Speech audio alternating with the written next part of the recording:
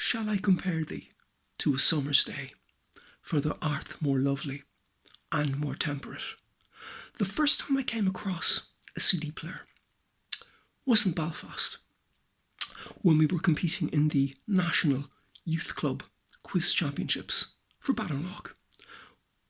We prevailed, brought immense pride to the parish, to the city, to the county, to the province, and even, perhaps, to the country.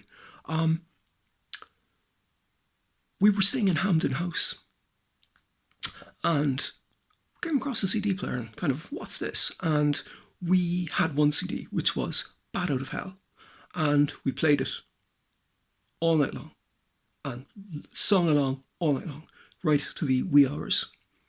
Just incredible. I like Todd Rundgren, but even when my students used to ask me to teach them stuff by Meatloaf and Bat Out of Hell, I kind of was, okay. I played a gig once with Brennan Carr. Jazz. After the gig, we went to Deer Park and had a little get together. And we put on Sweet Home Chicago. And we played it. The marginal propensity to consume is basically an economic concept where each additional unit consumed, the satisfaction derived from it diminishes. But every time we played Sweet Home Chicago, it got better. Will we play it again? Oh yes. Have we had enough? No. Later, I went to play in Chicago with two great friends of mine. Matt Lux, he bassist with Isotope 217, rising star in Downbeat, and also featured as an up-and-coming guy to look out for in Guitar Player. And I also played with, in the same band, John Herndon of Tortoise lore, legend. I stayed with a great friend of mine for a while, a guy called Paul.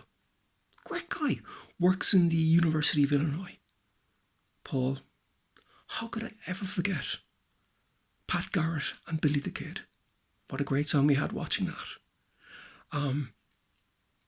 Basically, I then went to stay with John and his wife. And John Herndon and I kind of walked around Chicago. We played some great gigs. We recorded the Radio Free Europa album, which is O'Leary, Herndon, Lux, also known as the Underground Jazz Trio, in the Ya Ya Ya's studio.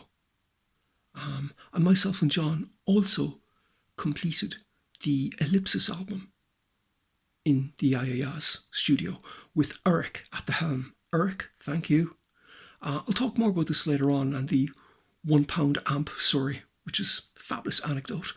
And the thing about Ellipsis is, as well, it's got a Stan Brakhage